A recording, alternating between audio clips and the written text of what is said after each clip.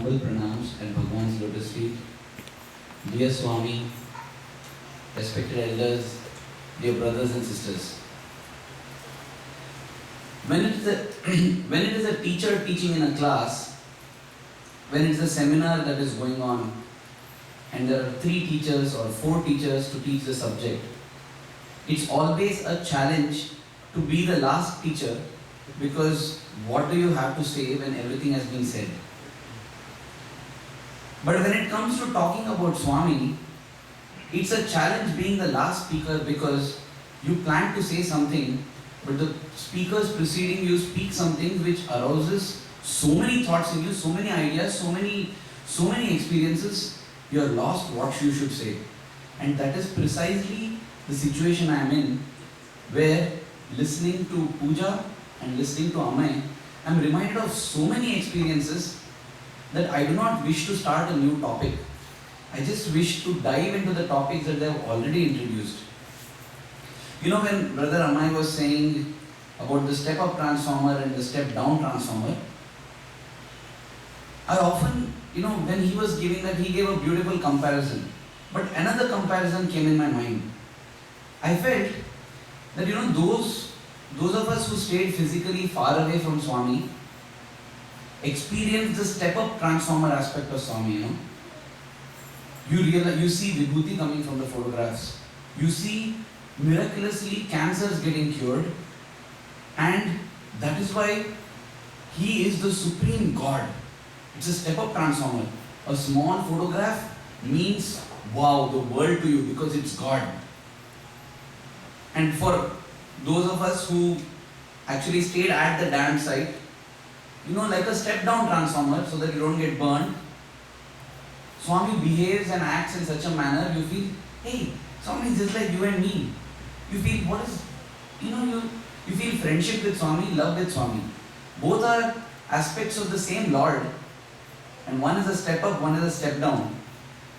And staying here, I'm sure all of you have experienced in one way or the other, because that is what I hear as we travel.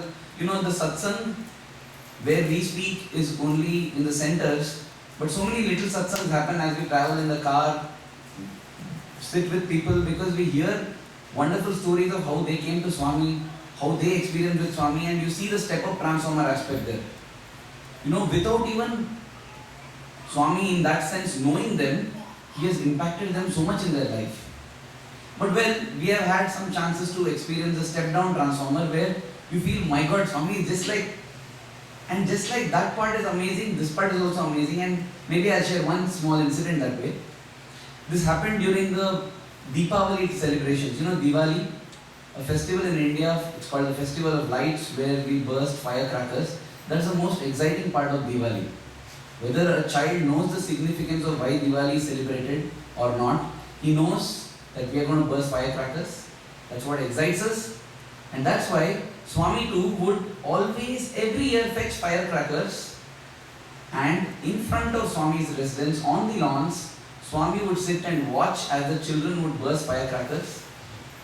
And he also would become like a child among children. And wow, look up, see that, see this. And especially the primary school children, all of them, they forget that Swami is there. They're standing, hey, see there, Swami is sitting here. They don't bother about Swami. They're lost in the fireworks. But every year for Deepavali, how it opens is, Swami used to walk up to one long garland firecracker, which goes on for about 10 minutes. And he will light it. That is the inauguration. He lights it and comes running back, and then it bursts. Now, as years passed by, the lawns grew farther, they grew bigger, and bigger firecrackers came, and Swami would sit on the chair. So they made a new kind of, to get more boys to get chances with Swami. What they would do is, they'll make a beautiful card from thermocol and plastic, a beautiful card like a lotus or something, in middle of which there's a button. And Swami comes and presses the button, which triggers the firecracker there. It lights up and there's a firecracker, it bursts, and that is the inauguration of the Deepavali. Now, sometimes what can happen is, just in case, to be on the safe side, if Swami presses the button and something wrong in the circuit, if it doesn't catch fire, the firecracker doesn't catch fire, there is a boy with a manual override. He sits and he sees if Swami presses the button, nothing is happening, he makes the connection and it bursts. So as far as everyone is concerned, Swami pressed the button and it burst. Because it will not look good, right? Swami presses a button and nothing happens because of a fault in your wiring. So this was the situation. And Swami comes walking. Along with him is a guest who is there. I can name the guest. He was our former president for the worldwide Sai organizations, Dr. Michael Goldstein. He's with Swami and Swami is talking to him. And then Swami sees the card. He tells, you know Goldstein, boys, how much they do to make Swami happy? You see this card here? In the center of the card is this button. And I will press this button and all the firecrackers there will burst. You see, if I press this button, all will burst. Swami is explaining this to Goldstein. In the meanwhile, the boy who is sitting there, he's seeing that Swami is doing something like this on the button. And Swami is pointing to the fireworks and Goldstein is looking. So he goes, oh my God, something's gone wrong. So he makes the connection. In the meanwhile, Swami has just turned around. Michael Goldstein is still standing there watching. Swami turns around and starts talking to somebody else there. And suddenly Swami hears, jump, firecracker starts. He turns around and says, Goldstein, I was supposed to press it. Why did you press it? And Goldstein says, Swami, you only pressed it. Otherwise, how did it start? When you press only, it starts. I told you, I was showing you that I am going to press. Why did you press? Swami, you should not have pressed, it's mine. The Lord, who knows that you are throwing a thing on your seat and saying, this is Swami's seat and you are not giving seat, not adding salt in the sambar, you think he doesn't know this. But this is the step down transformer aspect, You see it and and it didn't end there, for days after Deepavali. If Swami sees Goldstein, he says, Goldstein, what he did? I am supposed to press, he came and pressed my button. And till Goldstein came back on the next trip, that kept haunting him. Swami will be walking darshan lines, collecting letters, and he sees Goldstein. Whomever he is with, Goldstein, Goldstein? Yes, Swami. You know what he did? He pressed my button and I pressed. And that is... And then, Brother Amay was telling about how Swami says that the chance or physical proximity, holding Swami's hand is not as important as pining to hold Swami's hand. If you read the Satyam Shivam Sundaram, and I highly recommend that every one of us must read Satyam Shivam Sundaram, which is our Lord's life. You know why? Because our Lord says, my life is my message. If you want Swami's message, good, we read Satya Sai Speaks, we read his discourses. But as a beginning, let us just read his life. Because my personal experience has been, reading his life in the beginning is much more interesting than reading the discourses. When I used to read discourses, within 2 pages I feel sleepy. But when I read Satyam Shivam Sundaram, I don't feel sleepy because it's the beautiful life of the Lord. And that is why, if I give you a lecture on how you should realize your divinity, how you should get Atma Sakshatkar, half of you will get up and walk away midway. But if I'll tell stories of Swami, you will sit and listen. That is the beauty of Satyam Shivam Sundaram. So please, don't take this as an advertisement. This is a plea because it is so beneficial. And in that Satyam Shivam Sundaram, in part 1, there is one beautiful episode of a clerk from Mysore state. Today it is Karnataka state in India. Mysore state, he had an irrepressible desire to see Swami's feet. I will not go into the details of that whole episode because it's a very long one. But the gist of it is, he desired to touch Swami's feet so much, but those were the days when there were just 20-30 people around Swami. And yet, Swami refused to give him Pada Namaskar. Everybody thought, Swami, what is this? He just wants Pada Namaskar. Because Swami is calling for interview and speaking for 1 hour, 2 hours. He just wants Pada Namaskar, Swami. Swami doesn't. Swami materializes a photograph of Shirdi Baba and tells, you give this to him, tell him to go home. I will give him what he needs at home. He goes home, he still doesn't open his eyes. He says, I will open my eyes only when Swami's feet are in front of me. And then he comes back to Mysore, still not opened his eyes. He gets up and Kasturi writes this, he has documented this. He's sniffing around to get Swami because he doesn't want to open his eyes and see anything else. He wants to see Swami's feet. Swami again sends him back home. And finally, he's shown a picture of Swami's feet. And Swami materializes and sends vibhuti for him. One day he opens his eyes, he sees the picture of Swami's feet, gets a smile on his face, closes his eyes, never to open them again. And then Swami says, that day if he had touched my feet, it would have been a very gory sight because he was not ready yet and his intensity was so much. It would be like a powerful current passes through a small bulb, the bulb will just explode. And as I read this, I thought, my God, every day I am sitting in Prashant Nilayam and touching Swami's feet. And here I am still living today. It is not in touching the feet that the magic exists. It is in pining to touch the feet that the magic exists. And that is why all of us are equal, dear brothers and sisters. Because some of us may get to touch the feet, some of us may not get to touch the feet. But all of us get the equal opportunity to pine to touch the feet, and that's all that matters.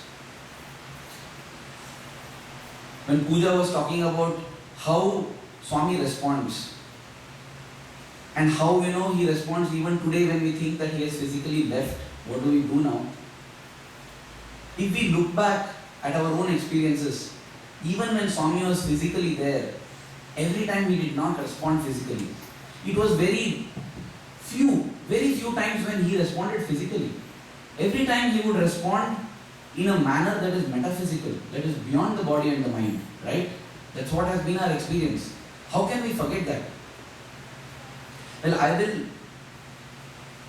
conclude with one small experience, an experience which involves the physical but the metaphysical aspect. And I am narrating this because these are times when we have to look back at such experiences and realize that Swami is not that body. Swami is something far beyond. Brother Amay narrated that episode of that eye pain. Even before the eye pain came, Swami knew, because Swami is beyond space and Swami is beyond time. And when we say Swami is beyond space and Swami is beyond time, why do we think that he is not there now here? He is there here, he is there now, because he is beyond space and beyond time. Well, this happened quite recently, it happened in 2009. In 2009, I came to know about a Nadi astrologer. They say that Nadis are reports written about each and every individual living on the earth, and it has complete life history of every person. The only challenge lies in finding a correct Nadi reader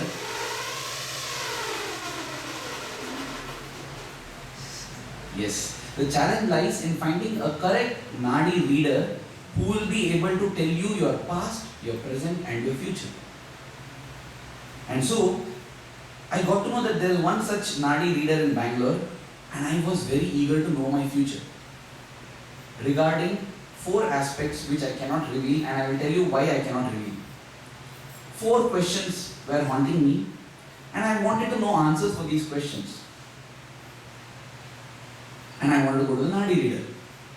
But since I am a photographer in the mandir, if I am absent, my absence will be noticed.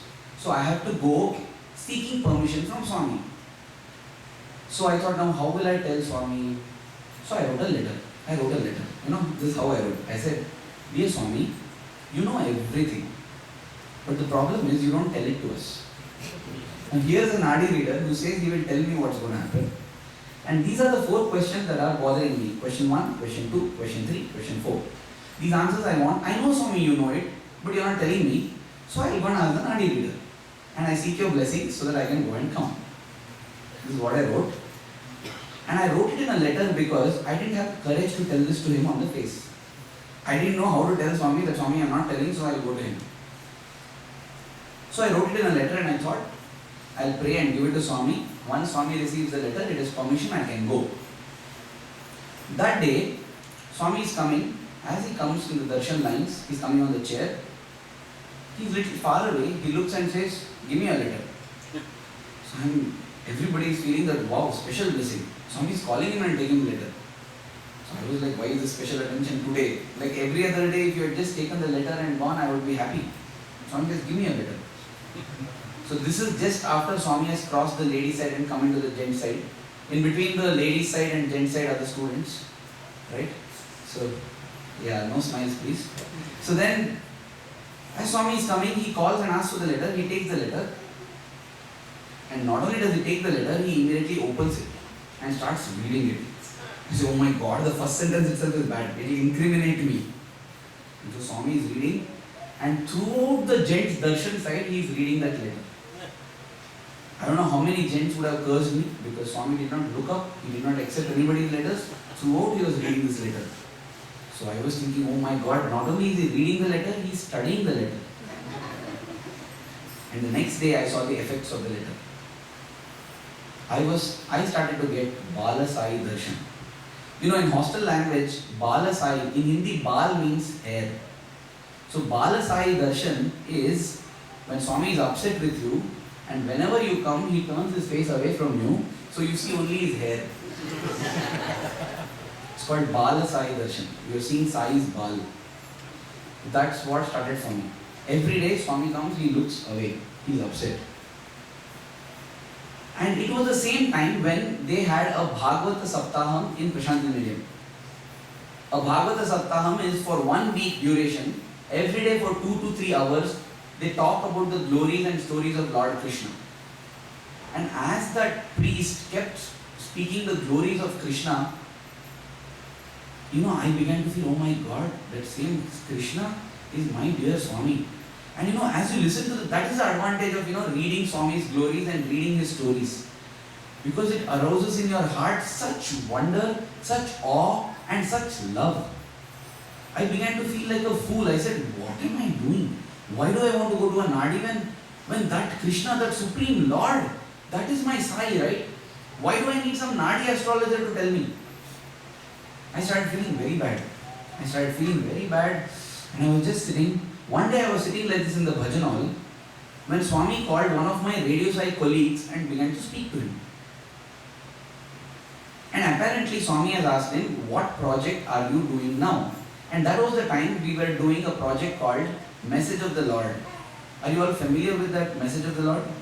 It was a series of 30 videos which we produced for Swami's 85th birthday on Swami's life and teachings.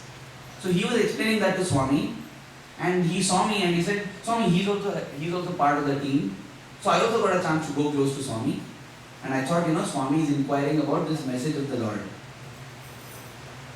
And Swami said, what's your problem? Swami asked me. The other boy doesn't know what is this about.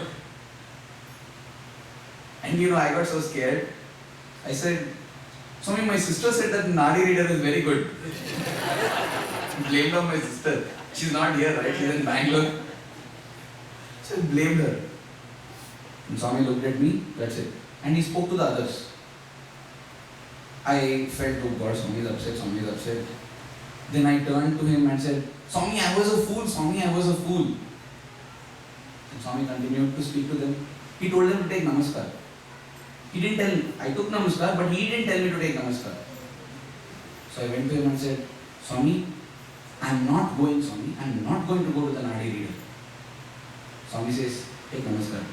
So I take namaskar and I said, Swami, when you are there, Swami, it was foolishness. I forgot, Swami, I forgot who you are, and foolishly I wanted to go. I don't want to go, Swami. I told him, I said, Swami, hearing the stories of Krishna, in my heart I felt that Supreme Lord is with me, and what fool I am being. That's why, Swami, I realized I don't want to go. Then Swami said, correct. And he was happy. I thought that the episode ended there. And then came May 11th, 2010. May 11th, 2010, we were shooting for the episodes of this Message of the Lord. If you see episode number 9 or 8, I don't remember now, 8 or 9, it was one of those episodes in which there is the story of the Good Samaritan. You know the story of the Good Samaritan from the Bible, where Jesus says that who is a good neighbor? Because a person from Samaria who is supposed to be a low caste, he comes and helps an injured person, whereas the priest and the nobleman and the rich people all just walk away without helping him. And Jesus says it doesn't matter what is the caste of the person, if he's a good man at heart, he's a good neighbor. So when we are shooting this, I was supposed to be the good neighbor, the man from Samaria. So we had hired 2 donkeys, because the Bible says that he had donkeys with him. How I wish Dad said it was horses. But we had 2 donkeys and I'm supposed to ride the donkey. So I'm riding the donkey and we are shooting that scene. I had worn that old gown, but of course, you can never trust that old gown. Anytime it may fall apart. So inside I have my shirt and pant on, back up. So I'm sitting on the donkey, and my cell phone, which is inside my gown, inside my pant, starts ringing in the middle of the scene. So I just try to stop it. So I pull it out. It's very distracting. I see it's one of my close friends from Bangalore. So I pick up the phone and say, yeah. He says, Aravind, are you busy? I said, yeah, I'm very busy now. He said, no, can you have 1 minute? I said, listen, I'm sitting on a donkey and there are 3 people shooting me. So I'm very busy now. He says, no, Swami told me to tell you something. I said, no, Swami told him to tell me something? I'm in Puttaparthi, he's in Bangalore. I said, okay. I just said, we have to stop this shoot here. I got off the donkey, I walked, and I asked him, yes, tell me what Swami said. He said, today morning I had a dream. I said, when early morning? He said, no, I slept late, I woke up at 11 o'clock. At 10:30 I think maybe I had a dream, okay? And in the dream, Swami is speaking only to you. Saying, at least in the dream let him speak to me, man. He said, okay, what did he say? He said, he told you these things. And he says all that Swami told me, and I make a note of it, mental note of it. And then I tell him, you know what, I'm in the middle of a shoot. Thank you so much, very nice. But could you call me back again and tell me these again, because I want to note them down so that, it's nice. Let me see what it is. So he says, yeah, I'll call you later. So we finish, I go back to the shoot, we finish the shoot, and after the shoot I go back to the studio. And when I go back to the studio, I get a call from my sister. I pick up the call and she says, Aravind, I'm missing you. The sudden love. I said, wow, okay, why are you missing me? She says, you're supposed to be in Bangalore, right? I said, why? You forgot, but I know it's 3 months old, but May 11th, today was supposed to be your appointment with the Nadi astrologer. And you would have come and stayed at my place, it would be nice, but now you're not coming, so just missed you, that's why I called you. Even as she says, I almost dropped the phone off my hand, because when I look back, the 4 things that Swami told my friend Raju in his dream to tell me are the 4 answers to the 4 questions I had written 4 months ago to Swami. And I had written, Swami, you don't answer, that's why I want to go to the Nadi astrologer. Swami says, when you have got the ultimate, don't go for anything lesser. And as if to add, I had totally forgotten about it. In fact, that as I said, that thing happened in February. And now this is May. 3 months later, I have totally forgotten about it. And Swami remembers the date. And guess what? What was my appointment time with the astrologer? This I asked my sister because out of curiosity. 10:30 a.m. was my appointment with the astrologer. At the appointed time, Swami finds the nearest friend of mine who is sleeping, goes into his dream and tells this, and it is important for him to realize my glory, so you call him. This he doesn't tell him, that I am sitting on a donkey, no problem, let him be on a donkey, let him be on an elephant, but you call him and tell him now, because this is the time when he had an appointment. That fool says that I don't tell him and that's why he wants to go to some astrologer.